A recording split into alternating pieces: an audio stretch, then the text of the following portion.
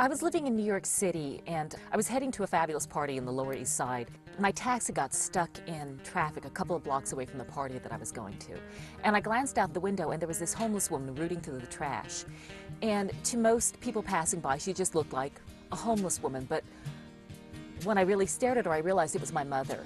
The emotion that seized me at that moment was not one of compassion or love. It was one of fear, because I was afraid that Mom would look up and would see me and would call out my name, and somebody who was going to the same party that I was going to would hear her.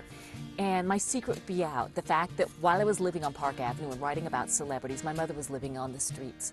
A couple of days later, I got together with my mother and I said, "Mom, what on earth am I supposed to tell people when they ask me about you?" And she looked at me as though I just asked her a completely silly question, and she said, "Tell them the truth." To me, that seemed almost impossible. How could I ever explain to people why my mother, who's an intelligent, resourceful woman, was living on the streets, but moreover, what kind of monster am I that I would let her live like that while I was living in luxury? I was completely convinced that once my story was known, I was going to lose all my friends, I was going to lose my job, and I was going to lose whatever little mere standing I'd carved out for myself in this world. I'm happy to say I have never been so wrong about anything in my life. This is one thing I wanted to say from New York. Jeannette was real sweet. She took me up and we got all my paintings out of storage I had up where I had kept them.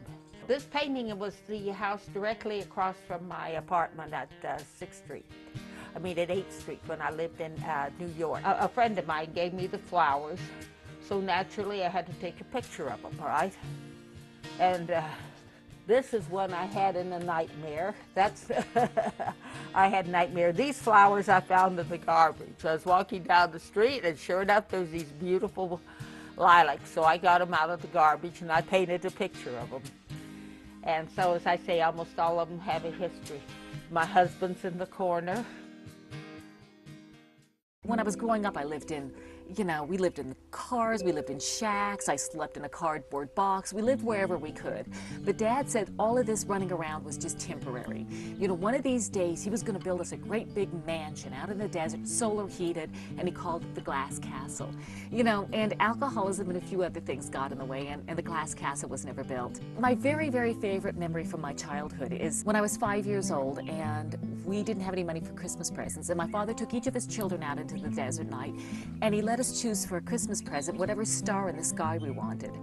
And I chose Venus, and Dad had to explain to me it wasn't a star, it was just a planet, and the reason it was so much brighter was it was closer. I wanted it anyway. Dad said, "What the heck, it's Christmas, you want a planet, you got a planet," and he gave it to me. You could look at the Glass Castle as another one of my father's drunken promises, or as hope for the future. It is whatever you choose to make of it.